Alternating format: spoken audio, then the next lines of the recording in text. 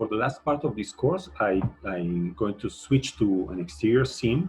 I have saved this file as scene file exterior. I have got rid of all the interior assets that we had here, the desk and so on. I will concentrate only on the exterior. You see that I also added some changes to this scene. The building has become a 2-story building. There is a swimming pool here with this surface that is meant to be a wooden deck. There is also a green area, which is going to be grass in the end.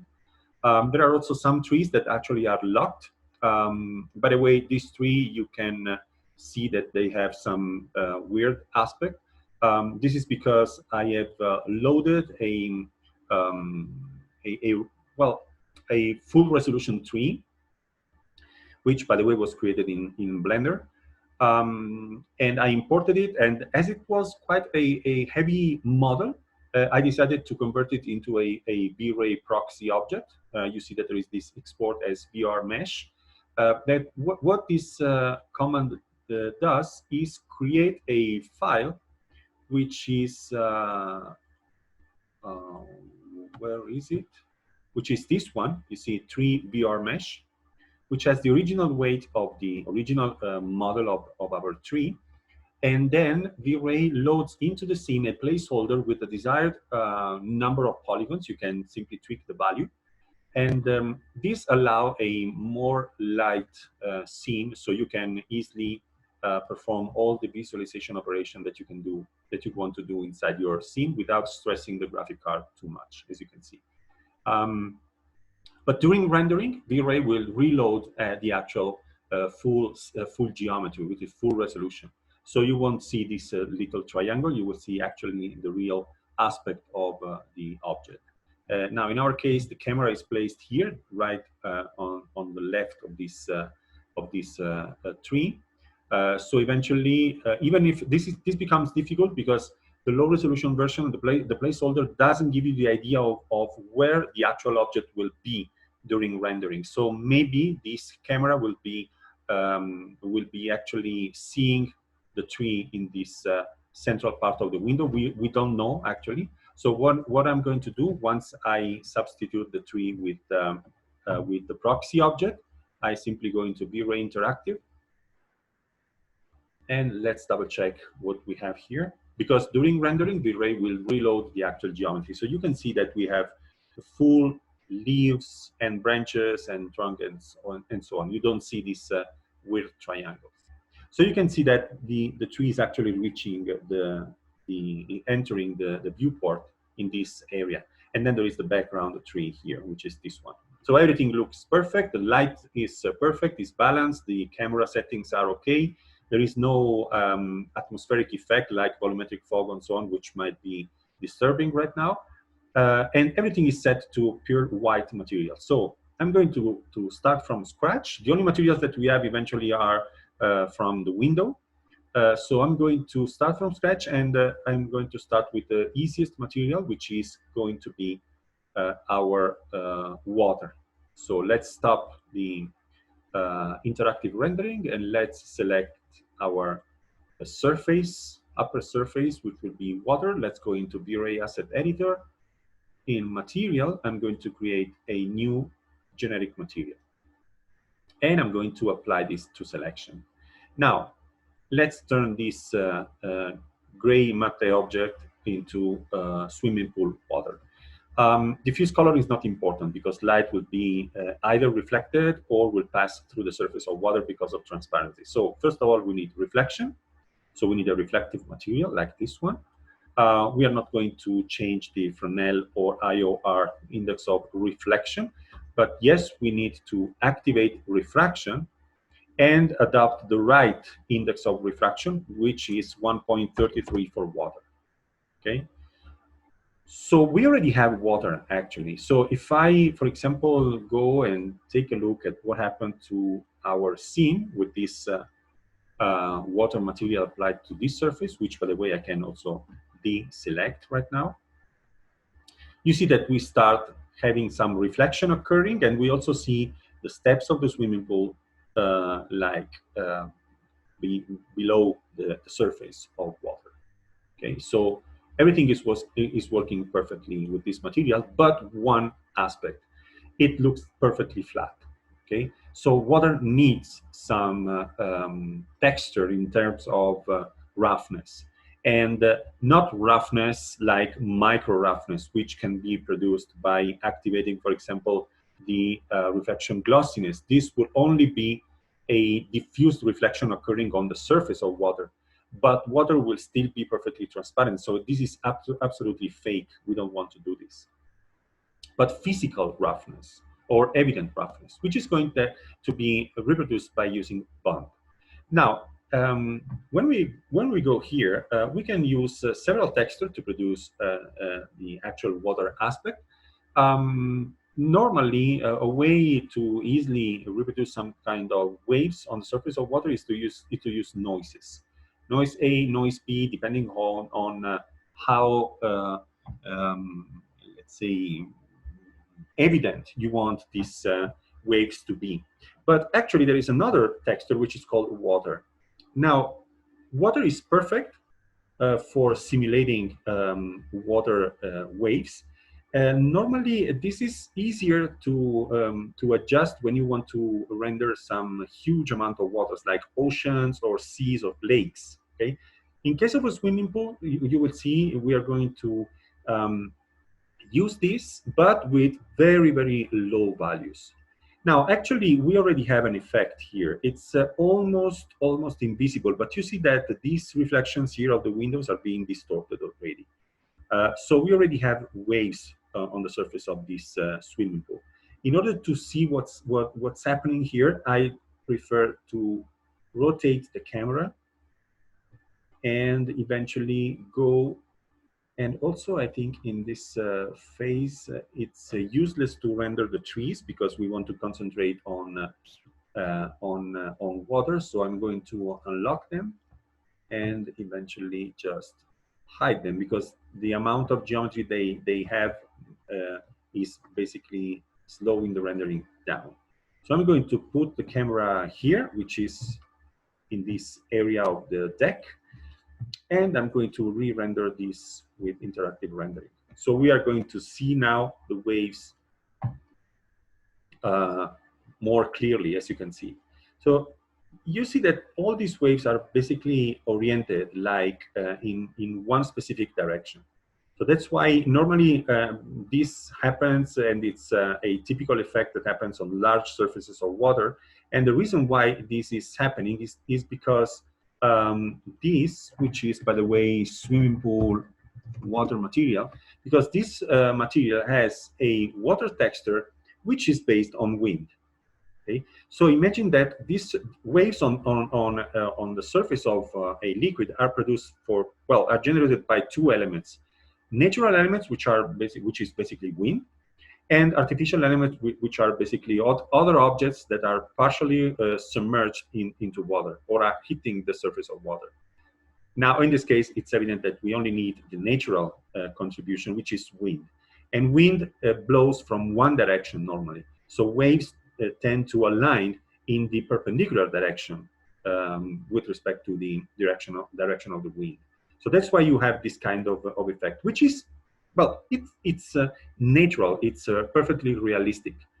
So the problem is that, as you can see, the values of this texture are all set to a very small values.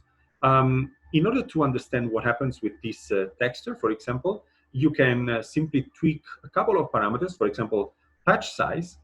You will see that these textures start to have a different look. You see that the range that we see in this texture is still white to yellow.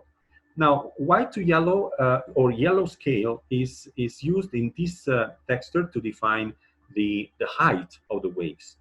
Okay, so you see that we are just increasing the height of the waves. Then there is another parameter which is called chopping multiplier.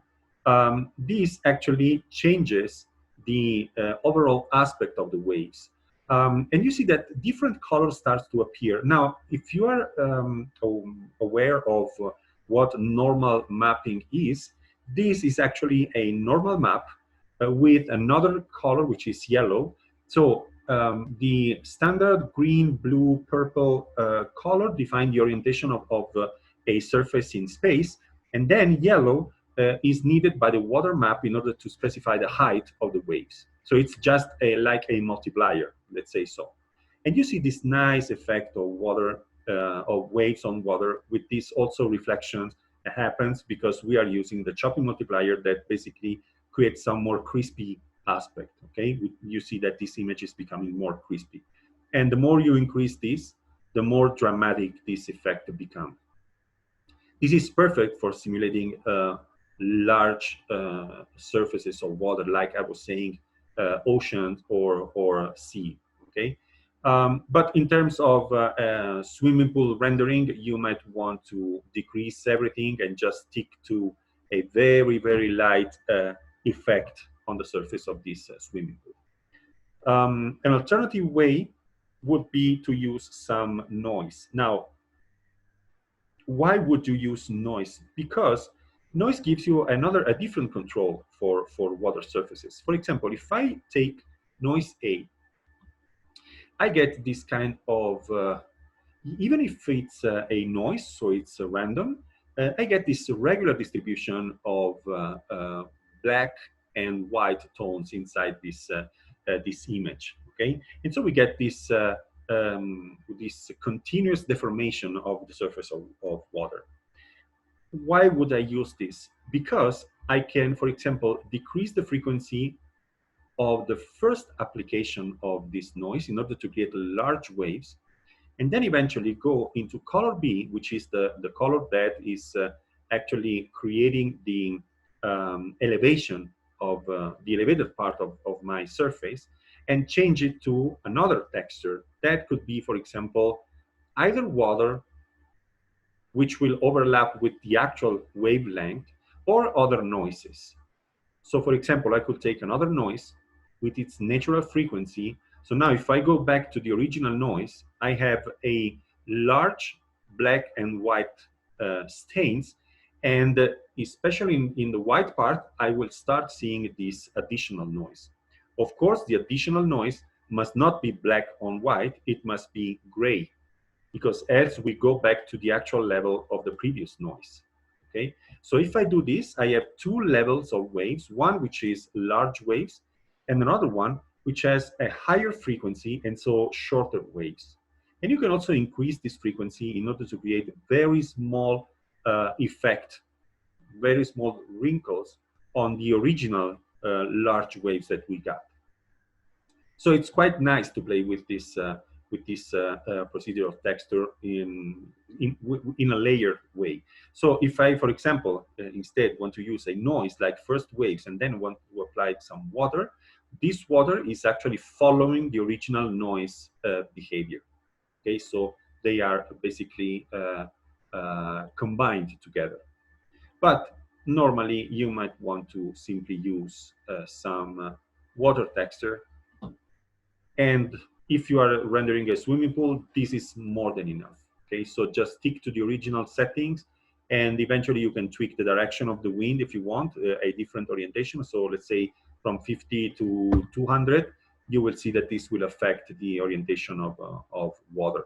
And then there is also the wind multiplier. You can also tweak this parameter if you want this orientation to be more and more evident.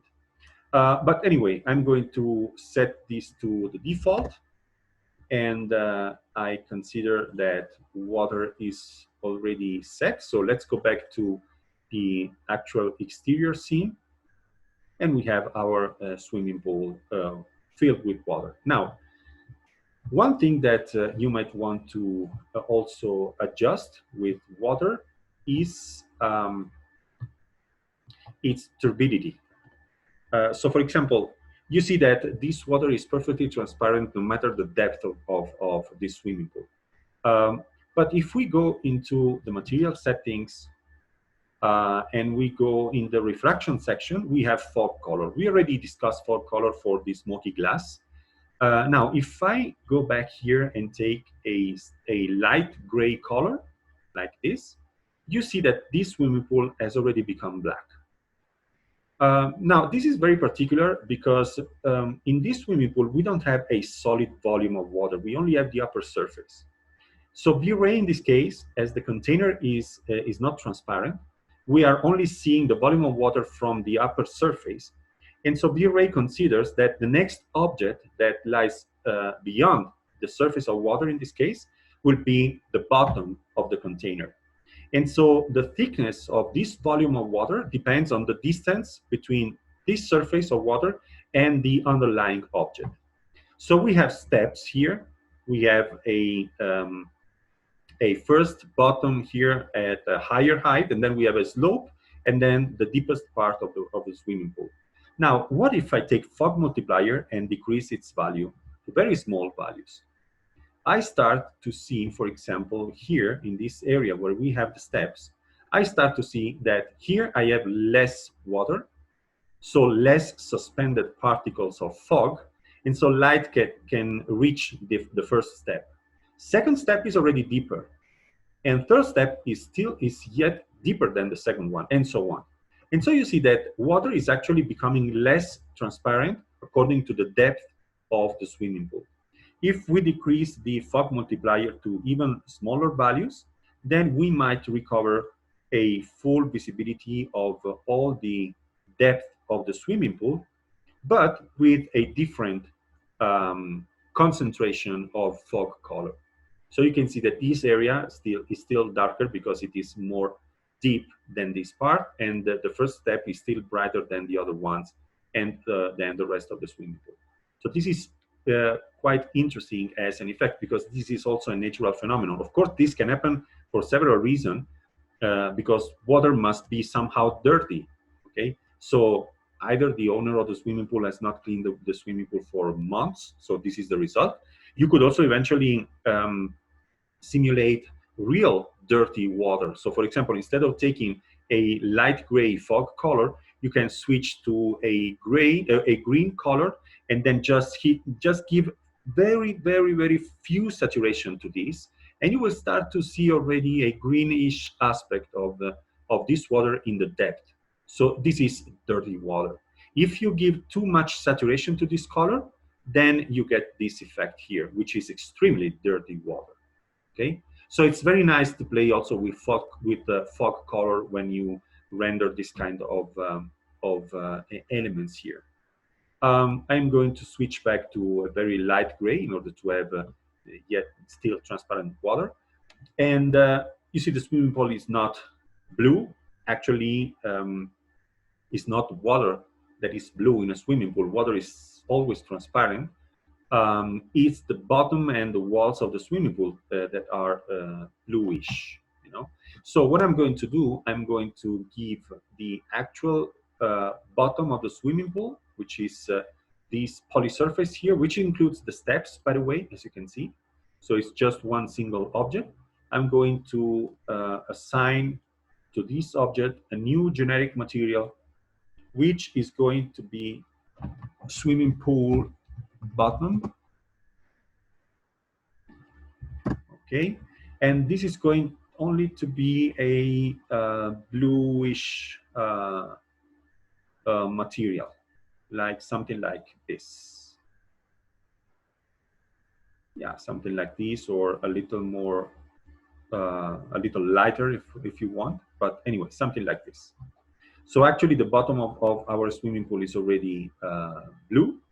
So you see that we start to get this color. We miss the walls. Now, for the walls, I want to use some tile material.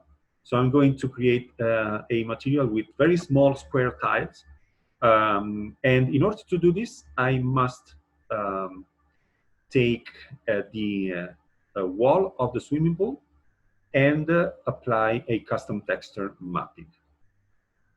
This is just one surface. When I modeled this swimming pool, what I got for the side wall was a polysurface. I took the upper profile of the polysurface. I rebuilt the whole curve with a high number of control points in order to avoid too much deviation between the actual shape of the swimming pool and this wall. and then extruded it back like as a single surface. And I'm going to turn off the show surface isocurve in order to detect the vertical edge which lies here, because what I need to do in order to texture map this object, I could use a cylindrical mapping, because actually this is a cylindrical surface, but it's too deformed with respect to a regular circle. So if I use cylindrical projection, I would have some stretching in this area of the texture. So I prefer to unroll the surface flat on the plane and then apply the texture of the material that I'm going to create. So the material that I'm going to create will be another generic material, which is going to be SP walls. And as the diffuse color, I'm going to use tiles. I'm going to use tiles which will be something like the actual blue color that we were using right now, more or less, with some color variance, something like this, in order to better, let's say, represent this kind of variation. I'm going also to decrease the mortar width. I want it to be very, very small. And basically, that's it for this diffuse texture. I'm going back to the original, to the material level. I want this material to be reflective. So just, I should change the reflection level for the mortars, but they are so small that from the distance it's basically invisible as an effect. And also because I'm going to add some bump. And the bump will be also a tile texture. This time the mortar will be black because I want them to stay on the background. The width will be 0.1, 0.1, like in the diffuse texture. And as for the color, I could take, for example, a simple white color. Now, in this case, for example, each tile would be simply flat, and basically it will produce no reflection. So what I'm going to do, I'm going to give the tile another texture. So I'm going to go here, and I'm going to use this one here, which is called bulge. Now, the bulge texture is, as you can see, is some kind of gradient from the center to the corner, and this is actually producing this kind of edge here with some thickness. And U width, V width is actually the thickness of this thing here. Now, remember, we already have the mortars, okay? The mortars lie on the outside of this square. So what I'm going to do, I'm going to decrease this to 0 because the black area is already present in the mortar, okay? And I also need not only one repetition, because if I go back to the previous level, you see that I have one bulge spreading all over the 4x4 tiles. So I don't want this. I want this tile to be texture placement repeated like 4x4 times, like this. And so we have one bulge per each tile.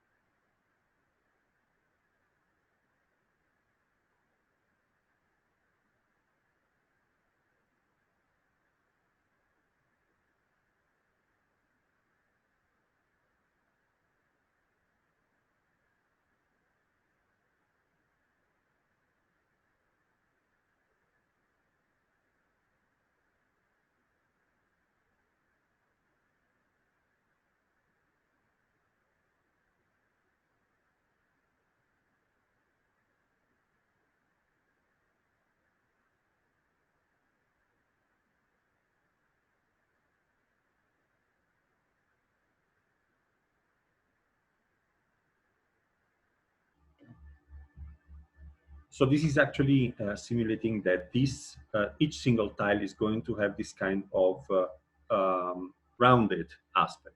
Okay, and this is just the bump. So the actual surface is still going to be flat. Now that's it for the material. You will notice that there is this aspect for the tiles, and actually they look more like pyramids. And this is because of the amount of bump that we are giving. So remember that normally, also when you use external assets like raster images for bump effects, normally the hint will be to leave this to a 0.3 value. So you see that with this, you are basically lowering the height of these tiles, which start to look a little better. Okay.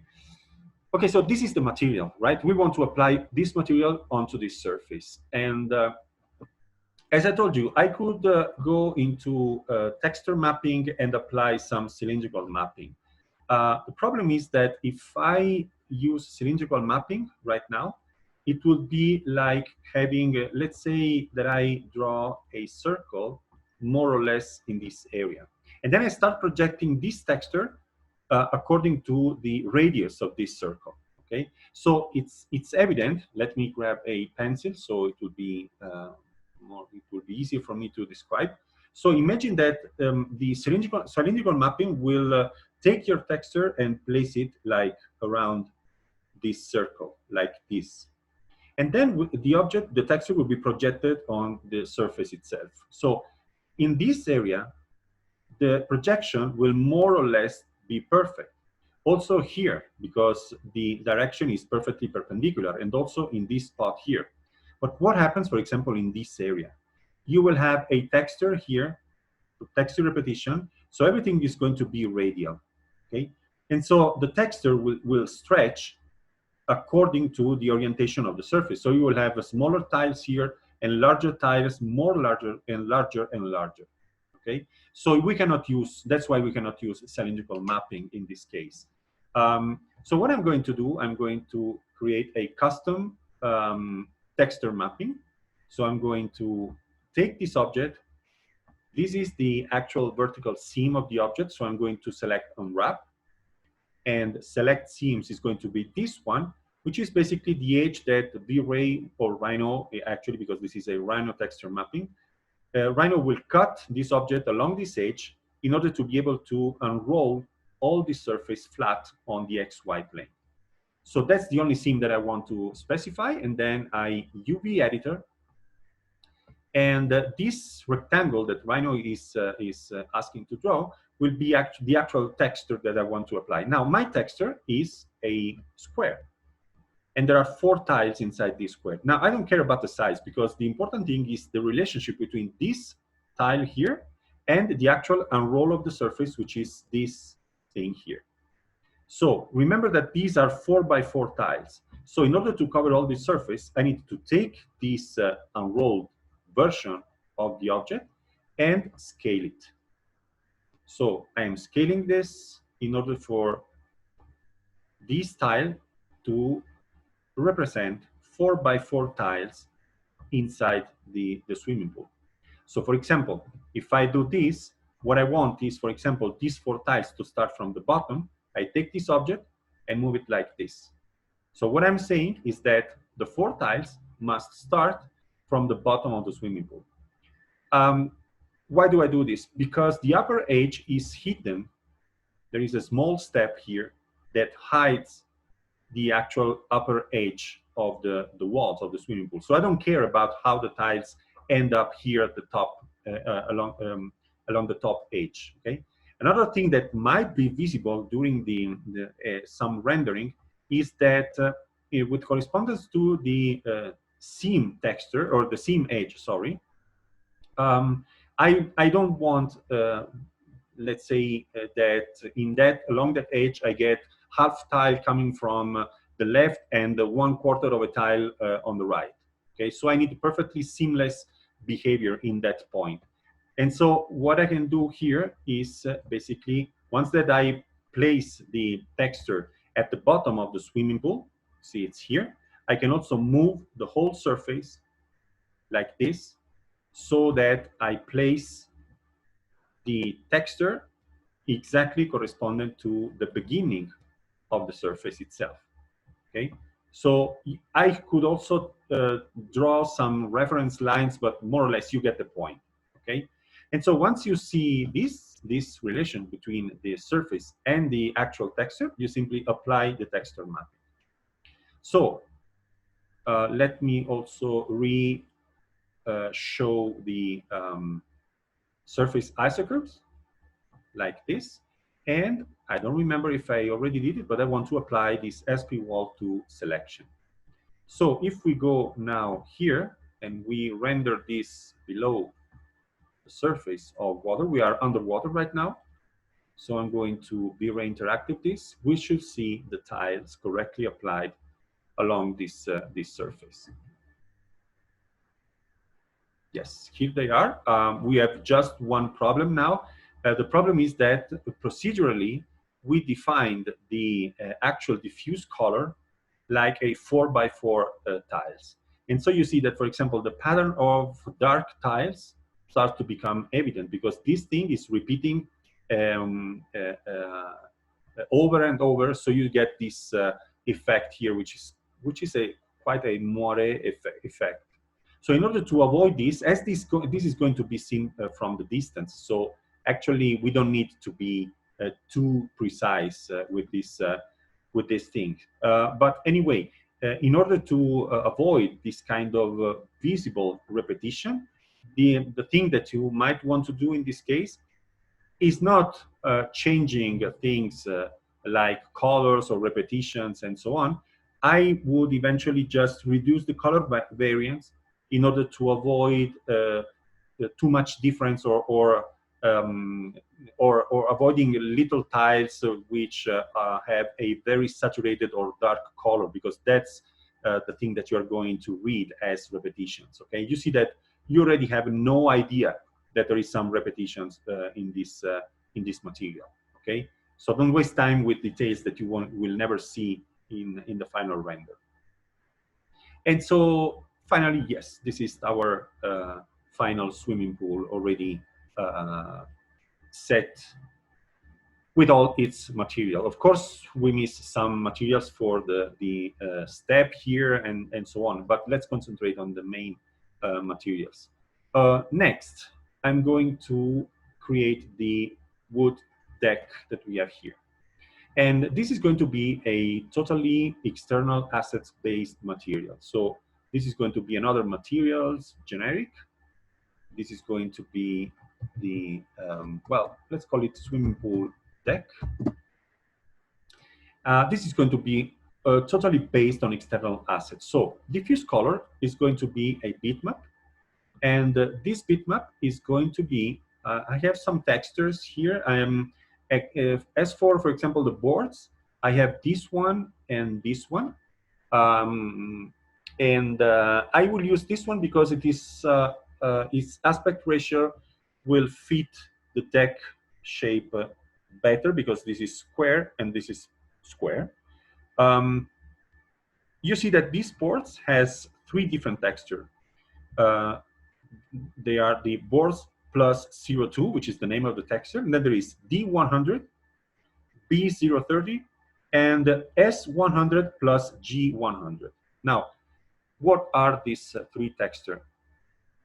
D stands for diffusion, so this is the diffusion color. So this is a texture that you want to apply to the diffuse channel of your material. And then there is B. B stands for bump. So it's basically the texture that you need to simulate bump and roughness on your material. And then there is SG, which is the reflection aspect. Now, all material in the world have reflection. They all have reflection. The problem is how diffused is that reflection and what amount of reflection they have. SG stands for shininess and G glossiness. Now, these 2 letters here are basically depends on the software that you are using, because reflection and glossiness have different names in different software. In Rhino is called reflection, for example. In 3ds Max as another name, and so on. So that's why you see SG, but this is reflection and glossiness, okay? And the value is the recommendation for the intensity of this effect. So for example, you want to apply this as diffuse color with 100% power, let's say so. Bump is going to have 0.30, which is basically 30%, okay? While reflection and glossiness will both be at 100%. So we are looking for the diffuse bitmap, and it's going to be this one. This is the texture, and this is the material. And then we need reflection.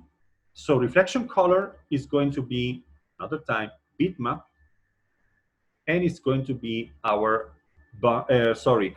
SG. You would see that even with this dark gray tone, remember that reflection amount is 0 when the color is black, and 100% reflective when the color is white. So you see this texture is quite dark gray, which means that the amount of reflection that generates, it's quite low, right? Nevertheless, if you go and take a look at the material will start to be quite reflective, especially, well, not with this diffused illumination, but if you want to see it at work, I'm going to apply this to selection. And I'm going to, once again, move the camera in order to look towards the sun. Let's see where this camera is in order to avoid entering our house. Let's place the camera right here. Okay, so let's see this from this perspective. Let's see if we start having some reflection here. If not, I'm going to place an artificial light in order to just grab this reflection effect that we get. You see that we have this, this reflection here is the reflection of the sun on the surface of this wooden deck, which is impossible, right? So this object is already quite reflective. I would eventually, oops, I think I exaggerated with the position of the camera. Yeah, here it is. Let me do something which is totally nonsensical. I'm going to create a rectangular light, and I'm going to place this light like here. Okay, so you see the amount of reflection that we have for this wooden deck. So this is absolutely unnatural for this kind of material. But it's interesting also to observe, like, this object here, this texture is basically telling this this material that its reflection is variable according to many things that happen, because there are nodes along the material and there are also screws here, right? So they are metal objects on the surface of wood.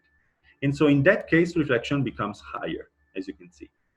And then finally, remember that the reflection texture must be applied also to the glossiness channel. So we must go here, take bitmap once again, and use the same SG texture, which is going to do the work of diffusing the amount of reflection. So you see that almost all the reflection disappear, right? You don't see any reflection of the rectangular light, you don't see reflection of the sun. The only reflection that happens in this moment is with correspondences of the screws, but they are very small points, so it's very difficult to, I will not waste time trying to view that kind of, to see that kind of reflection, okay? But it's there, okay? So this is, for example, the actual surface of wood. The only thing that we are missing right now is the roughness or bump. So what I'm going to do, I'm going back to the material, and we can do two things. If this object is going to be observed like from a very close-up, a close-up view like this one, instead of using bump texture, I would rather use displacement. We will see this in a while. So for now, I'm going to use bump, okay, which is good if you see this from the distance. So I'm going to take bitmap once again, and I'm going to find the boards 02B030. Okay, so it's this one. You see that this is black which corresponds to the separation between these tables here, and it's well, it's a mid gray. So the height that this texture can reach is not that high. Okay, not that high. So also remember that if you see this kind of dramatic effect, for example, see how different, how much shadow is we are getting in the separation between the different elements. It's because the amount is set to 1, which means basically 100. But remember that the texture must be applied to 0.30. So here we must set to 0.3. And this is going to lower the height of this bump texture. So this is the final material. But as we are seeing this object like in an extreme close-up view, you see that, remember that the bump texture is a fake roughness. This is good for water, for example, because we don't care and we are not observing what happens along the edges of this water. But as regards this object, it might be interesting to physically see the variation in the height of this object. You see that you have light effects, but the object is still perfectly flat. So if you want to see this like with a better representation, you cannot use the bump. I'm going to switch off this bump, and I'm going to add attribute and add displacement to this object. So as displacement, I'm going to turn this on and use as displacement exactly the same bitmap, which is going to be our boards 02B30. And I'm going to go back here. You see what happens in this case. See how the deck is actually raising up, but the mortars are still kept at a lower height. So this is a physical deformation of the object according to the bump texture. How does this happen? This happens because the displacement also causes the actual surface to be subdivided using 256 subdivision. Now, this means that not the actual object is becoming, instead of one single polygon, it's becoming 256 polygon. These subdivs happens at the scale of the bucket. So remember that everything happens at the scale of a bucket. So the resolution of this object during rendering is increased to a very, very high resolution. And that's why when you use displacement as the bump method, rendering becomes slower. And the closer you get to the object, the slower it becomes, because you are basically concentrating this amount of subdivision in a smaller part of the object if you zoom in, because the bucket will only see just one little portion of the object. So keep in mind that when you work with displacement, you use it when you have a close-up view of an object, because you want to see this kind of deformation. But if you go closer, then you will have longer rendering time, even longer than this actual close-up. So pay attention to how you tweak the values of the displacement texture. And the amount is too much. It's evident. We have this kind of floating surface. So let's bring it back to 0.3. Let's see if it's enough. You see that there is always a gap, but this is what physically happens to the object when you apply a 0.3 displacement texture, which was actually the same effect of the bump, but without this physical deformation here. So if you want to do this and apply this displacement effect to the object, you might want to reconsider the actual height of the original surface in order to avoid this kind of situation here. But nevertheless, this is something that you can tweak quite easily. So what I'm going to do, eventually, I'm going to select this, and from a side viewport, I'm going to take it and move it slightly down so that when the displacement effect is applied, we will recover the actual level of the deck, okay? More or less. So you get the point. Okay, so this is eventually a better representation for this deck because you have a physical distortion or deformation of the object according to its geometry. And so you see how the deck looks once you apply reflection and displacement. Okay. Next thing, the walls. Now, the walls, we are going to treat them exactly like the deck, but with a procedural material. So I need a procedural texture for these brick walls, but I also want to look at the effect of displacement on these walls. So first of all, let's stop the real-time rendering. And what I'm going to do, I'm going to measure this wall here, this facade. So I'm going to measure this distance. So analyze distance from here to here. So it's 5.5 more or less. And the height, I suppose it is more or less 7 meters. Yeah, 7.3. So 5 by 5, 7.5. Let's say, let's round up to 0.5s. Eventually, I will take a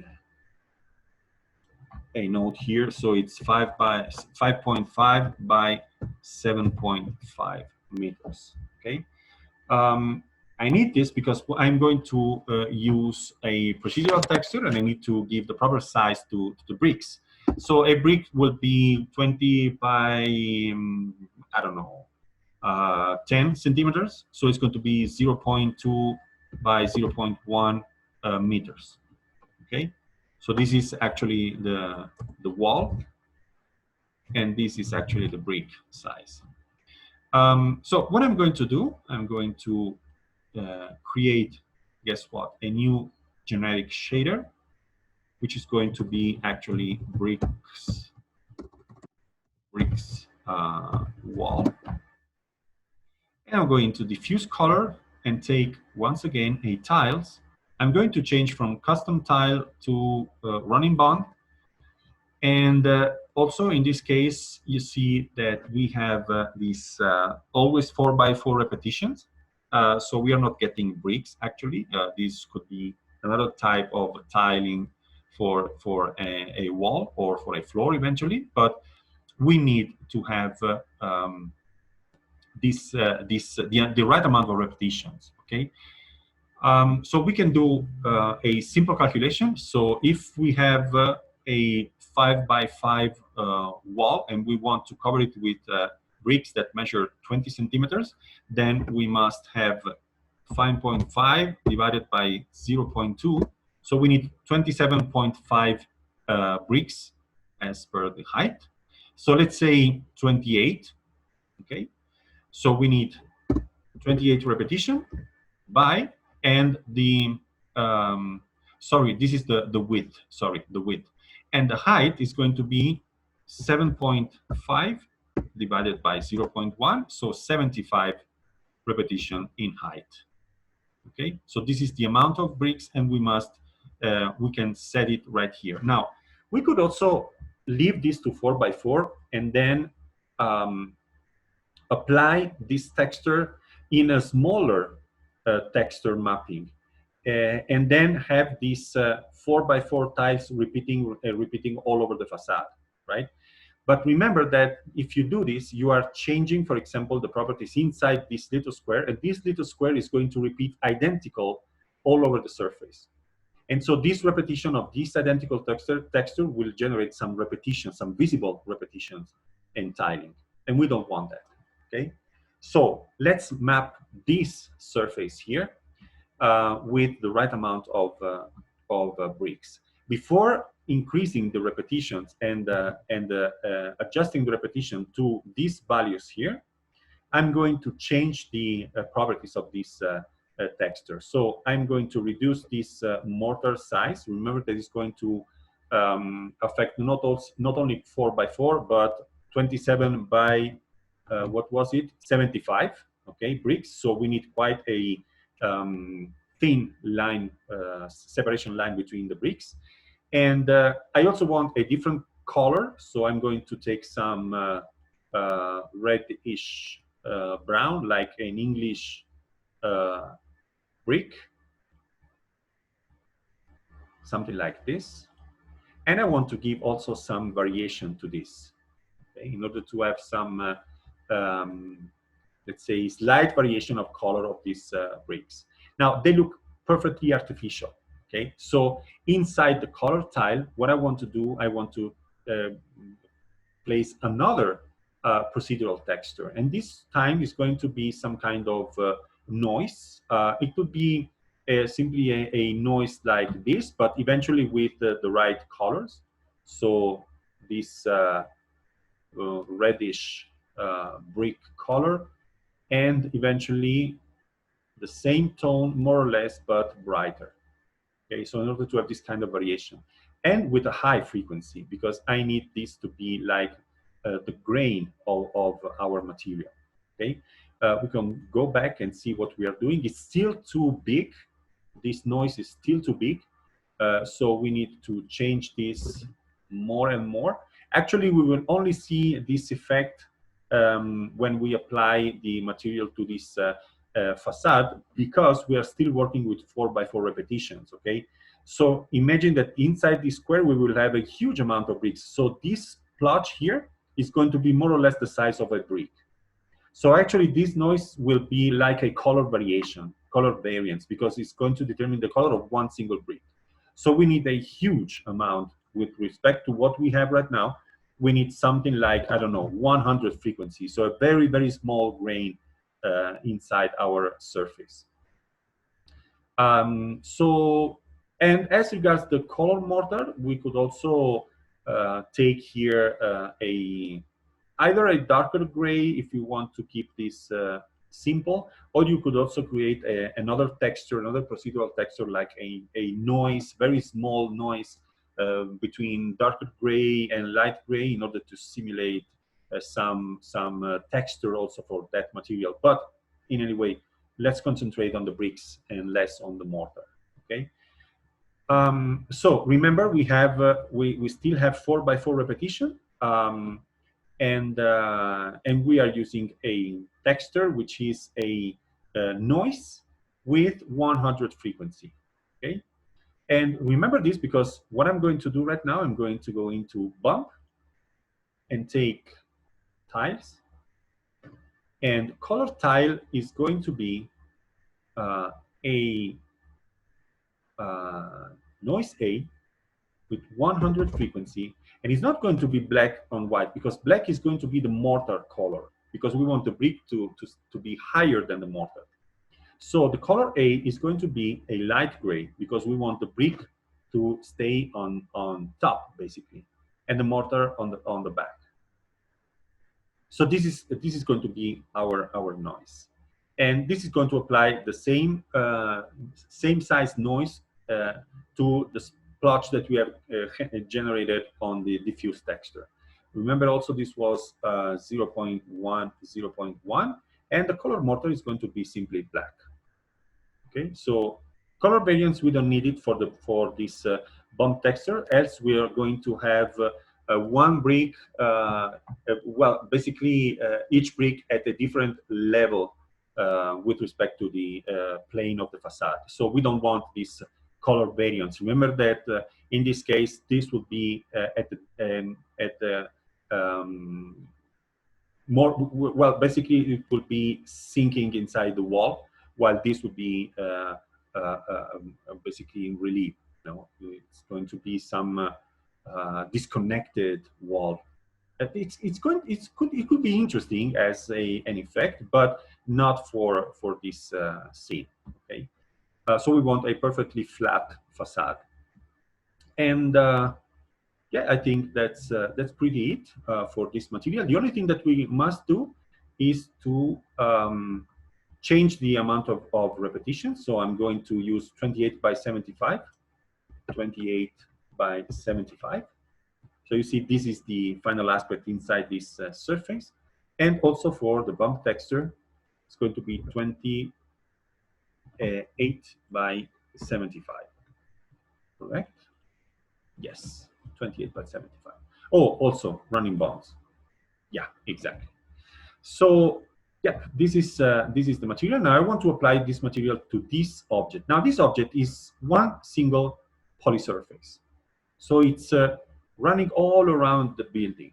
Okay. So yes, I have mapped this. Well, I took the dimension of this facade here, but actually the size of the bricks is going to be the same all over this polysurface, right?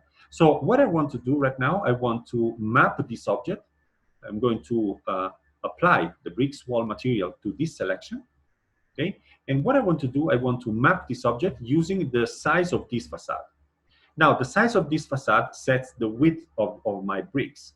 And so I must apply the same ratio also to this other direction here, while the height will be constant because all the height is constant all over these facades here. So what I'm going to do, I'm going into texture mapping, and I can use a simple box mapping for this object. It's going to be a box by 3 point. So I'm going to use as first point, I'm going to use this endpoint. Second point, I'm going to use this and see that it's the size is you can see it here. So when I get to this endpoint, I have 5.63. And so now I will need 5.63 as this other dimension. And the height of this box is going to be the height of the building. Okay, and I want this to be capped? No, I don't want it to be capped because I'm not going to apply bricks from top view. So I don't need this box to be capped. So now this is mapped and I have applied the material. So let's see what's the result of this thing with a V-Ray interactive render.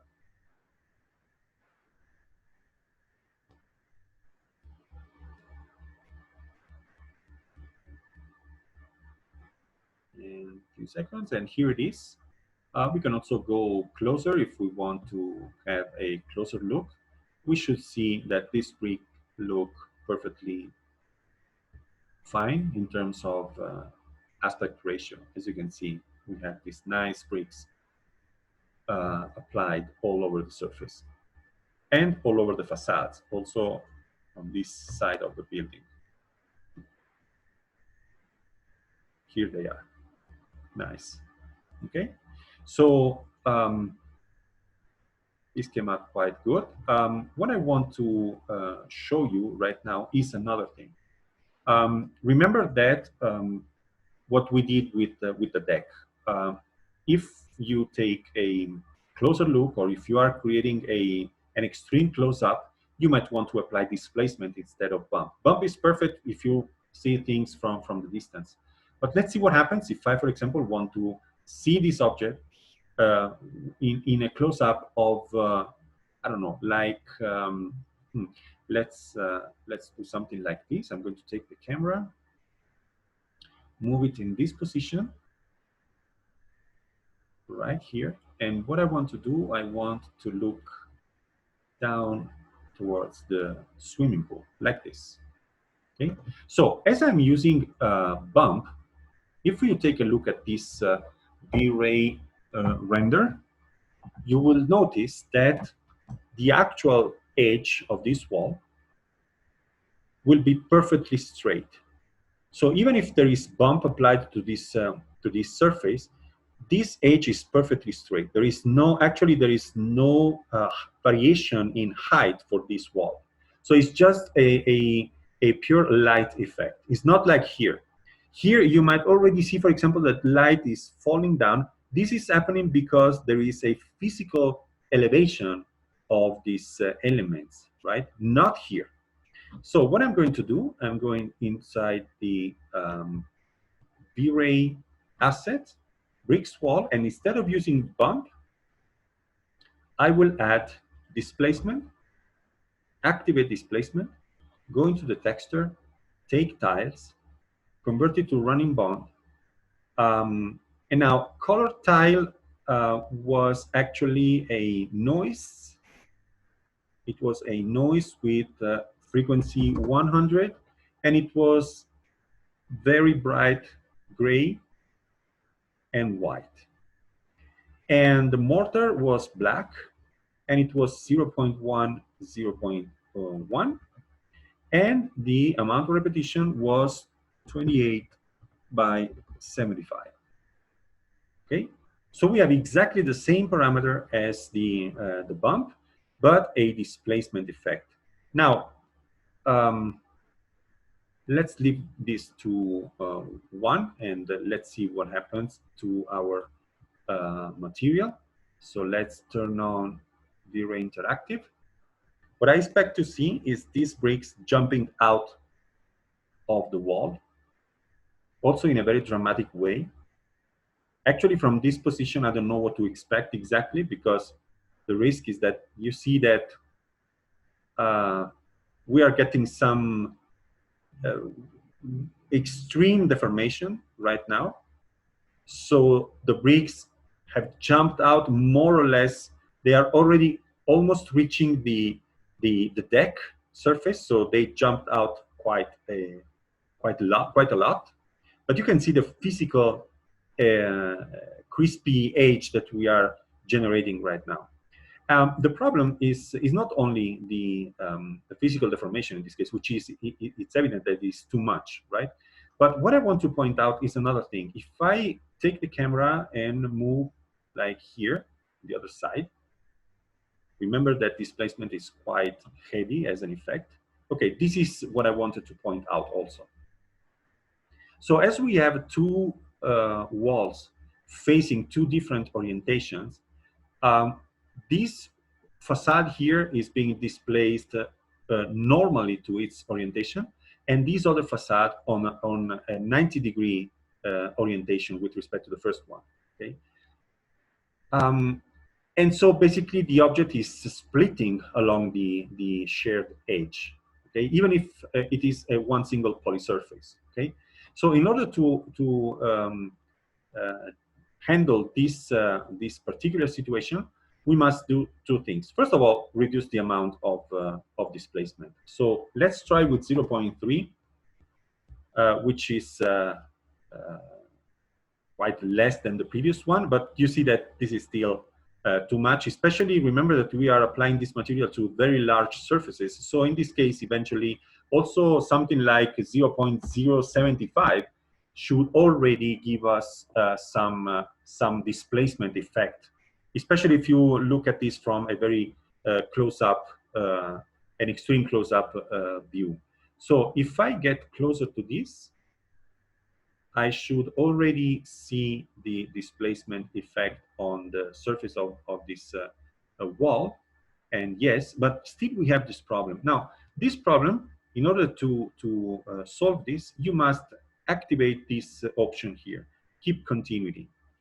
So keep continuity will tell V-Ray that when you are applying this material to an object that has this kind of change in direction, then you must not cut the object and treat each part like a separate object. So you see that now the object is perfectly continuous. Okay? It has no, it is not broken in any edges. And so if we go back and take a look from the perspective that we were creating right now, we will see this nice effect of the bricks on this facade. Remember, as I told you, that we are mapping a quite a wide surface, so even smaller values for this amount can be enough. Let's see if we decrease this by half the actual value. We should already be able to see the bricks. Yeah, exactly. So this is quite nice, actually. But remember that I will do this only if I am going to shoot a close-up view. Okay, if the rendering that I'm going to create is like we have set the exterior 0, 1, like this, don't use displacement, because it is useless and it's going to be time consuming for the rendering, and you will not get any, let's say, evident advantage. Okay, so yes, you can prepare it like I did here. So now I have the option to switch off displacement and turn on this bump. So from the distance, it's absolutely irrelevant. So I would prefer to use bump. It's way faster than displacement. Okay.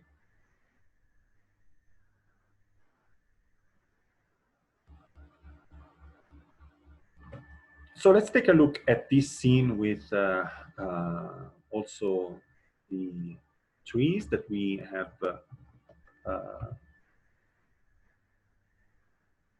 that we have hidden previously. So let's take a look at this. Be interactive, and we will see some nice shadow being casted on the wall. Uh, yeah, here it is. Very nice. Remember that now this is an HDRI image, so you can only tweak the image, but there is something interesting that you might want to try. Sometimes, in order to have an additional control over the illumination or the lighting of this of an exterior scene, you might want to add a sun light, a V-ray sunlight. So you already have the sun defined by the dome light, actually, with its HDRI image, right? But remember that the orientation of this arrow is telling you where the sun should come from. Remember that in our HDRI image, the sun is not located at the center of the image.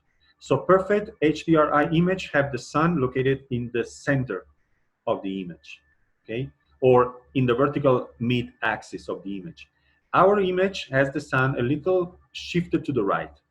So this arrow is pointing like evidently towards the bottom here, but our sun is still coming from, let's say, with some inclination from the negative part of the x-axis, more or less.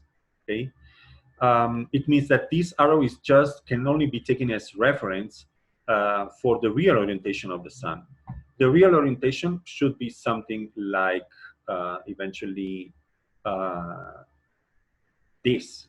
If you want to have a clear understanding of where the sun is coming from, you can always go here in the top viewport. You can place, I don't know, something like a little pole, like here. Go in the top view and eventually do a V-Ray interactive render of this. So we should see the shadow casted by this vertical pole. So this is exactly the orientation from where the sun is coming from, okay? So now we can draw a line, like more or less like here. So we know that if we take a sunlight and orient it like this will be perfectly aligned with the HDRI image. It was not so bad, this line. But anyway, so what I can do right now is go into the light and take the sun creation panel. And I'm going to use manual control because more or less I know where the sun is coming from, which is more or less like this. And then I'm going to adjust it manually, okay? So I'm going to place the sun right here. And this has control points. So I can, first I can move the light in order to have it like here. And then I'm going to rotate it like from here to here. Remember, this is not changing the inclination of the sun, it's just changing the orientation, okay? So it has the right inclination. Of course, now I have a sunlight also. So if I repeat this render with V-Ray Interactive, you will see that now we should have more light on the exterior and we should tweak the camera. Yeah, you see how everything is getting burned, but the orientation of the shadows, you see that it's perfectly the same as the shadow that were coming from the HDRI image. Now, why am I doing this? Because if you have a physical sunlight in your scene, you can tweak its parameter. For example, you can go in V-Ray and take the light sunlight, which is this one, and eventually you can also, in the options, you can also say, okay, I don't want this light to affect diffuse. And you see that actually the light that you have in your scene only depends on the HDRI image, but the shadows are still being casted by this sun. And so if you go, for example, in your sun parameter and say you want softer shadows, then you can also increase the size multiplier for the sun, like to 2, for example, and your shadows are going to be blurred on the outside, on the outer edges. And so you can tweak the parameters with this technique in order to have a complex blending of the shadows between the HDRI image and the physical sun. Okay, so it's in this case, for example, remember we said that it's almost let's say an error to tweak the intensity multiplier for the sun. But if you use it in combination with other lights, like in this case, in order to have additional control over some parameters, then you might want to keep the sun affecting diffusion, but eventually changing its multiplier to a lower value. And then you will have two contributions here from the HDRI image and the sun, and you can tweak the sun in order to have a different aspect for your shadows, for example, or for any other effect that you might want to use. This would also be quite interesting for some interior scene, because now we have the physical sunlight that we placed here is basically reinforcing the actual HDRI image. And so if you are inside this room and you reactivate effects that we just saw, like the volumetric environment, this is going to be quite more interesting because we have a more powerful light, which is the sun, with respect to the actual HDRI image that, yes, it's already producing this kind of effect, but this is reinforcing this the effect. And so you have a better representation of volumetric form.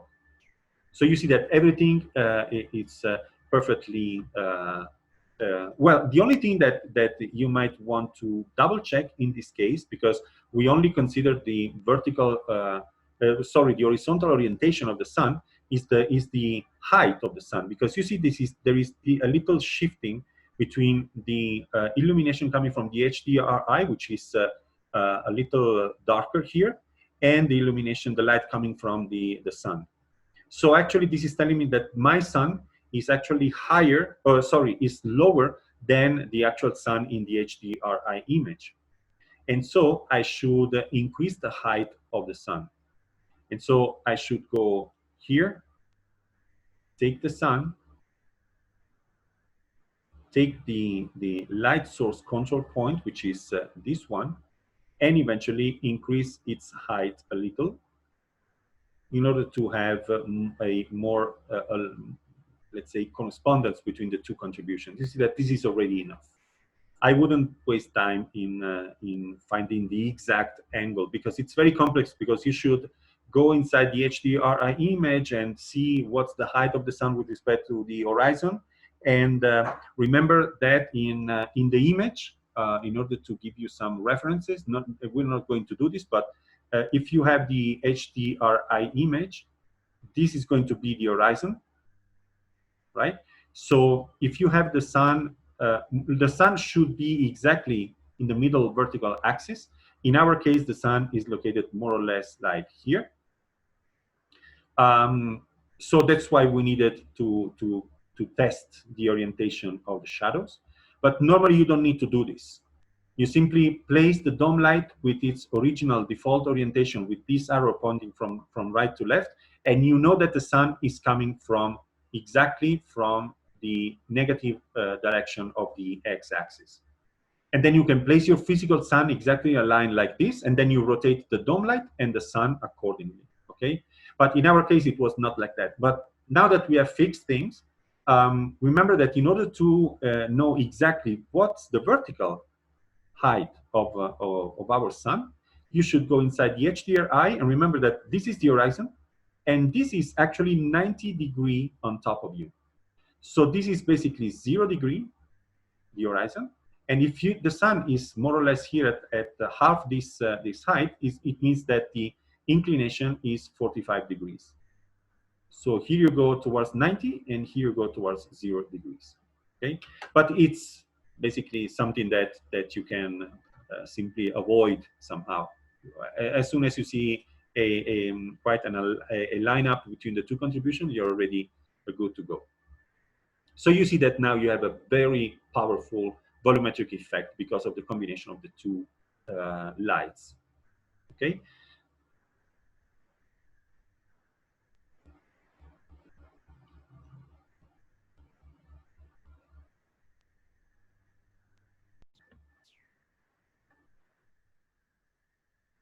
As the last step, I decided to recover the interior assets from the other file.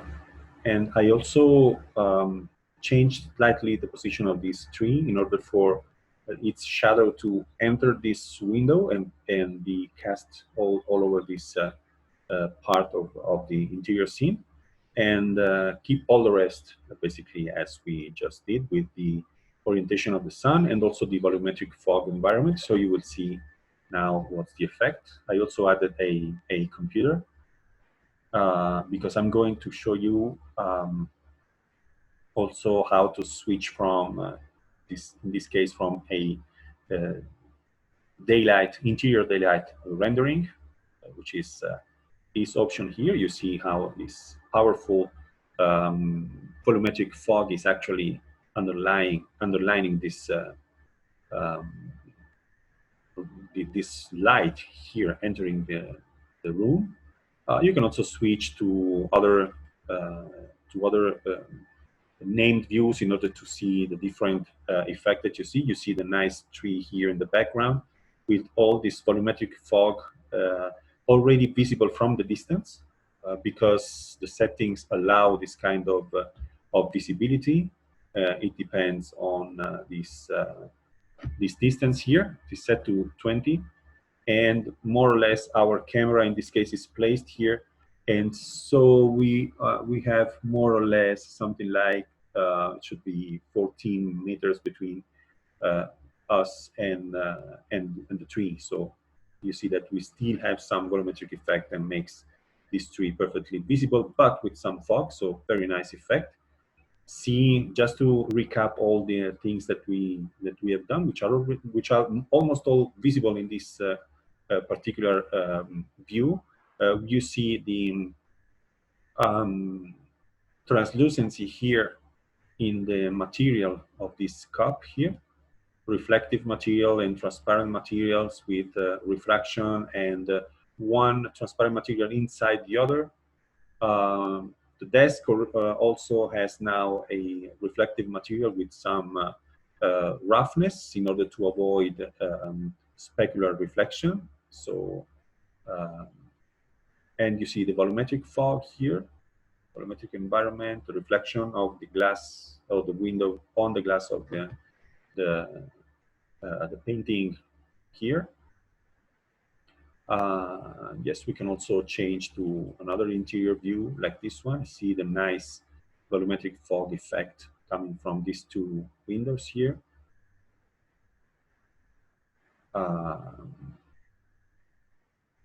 But yes, it's quite nice. So this is a little closer to the desk system. See also the shadows of the trees in the other room.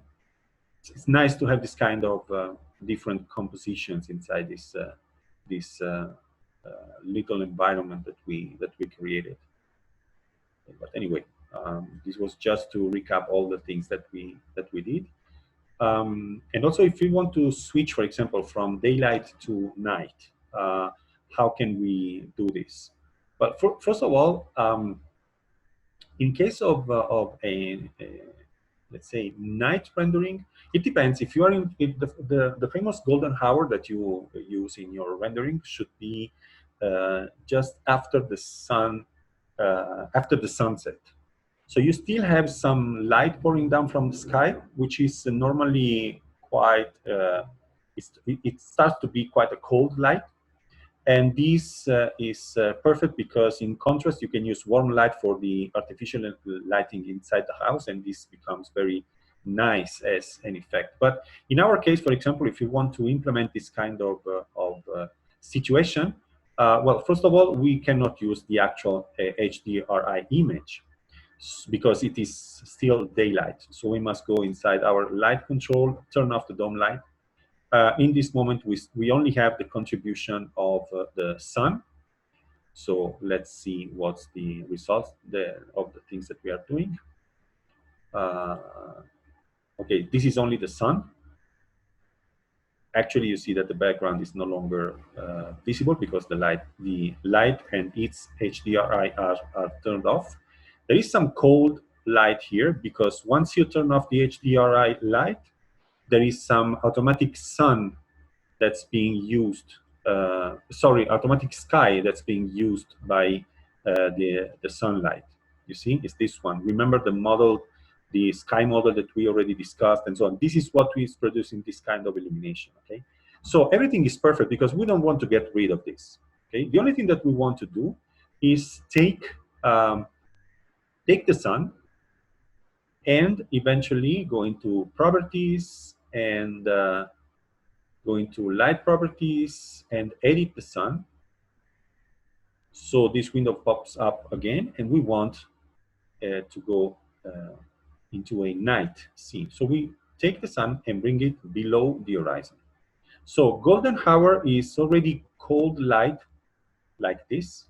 You see the sun is just below the horizon.